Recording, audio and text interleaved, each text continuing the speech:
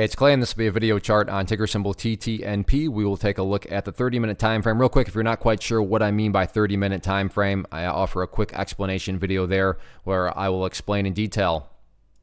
Very rough movement today, not only from the price action perspective, but when you have, the gap down and then all this is occurring with higher volume, not the greatest of days.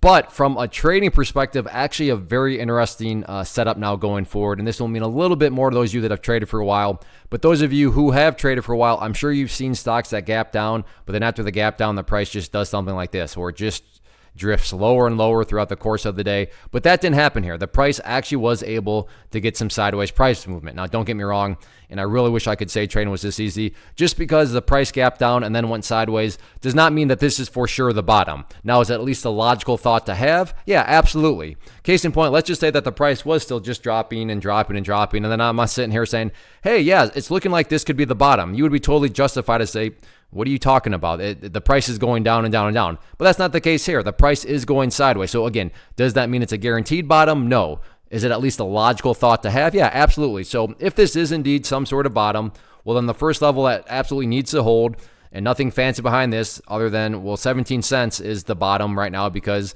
that's just where the price stopped going down. So if this is the bottom, well, then the price needs to continue to stop going down at 17 cents. Whereas if the price goes down through 17, well, then by definition, this would not be any sort of bottom for me because now all of a sudden the price would be at lower lows. So 17 cents, very important for that reason and that reason alone.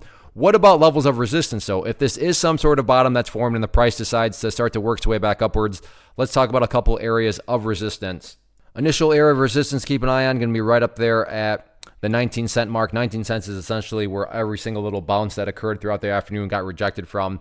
But the other interesting part now about this chart is that if it can get up through that 19 cent mark, then there is a whole lot of space for the price to move before it gets up into the 30s, which is where these moving averages are and the next areas of resistance. Now, don't get me wrong.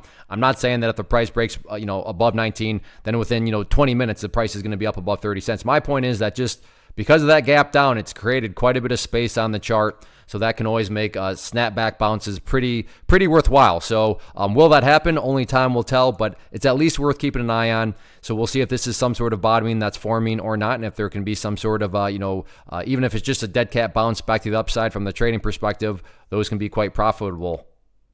One of the biggest questions that I get is, hey Clay, how do you find the stocks that you trade? So what I've done is put together a free resource guide where I talk about the tools that I use to locate stocks that I find interesting and think may have potential. So if that sounds like something that could add value to you as a trader, then click on the image that is up on the screen right now and I will email you the guide. The guide itself is very short and to the point, and best part, it's completely free. Thanks for watching the video. Let me know if you have any questions.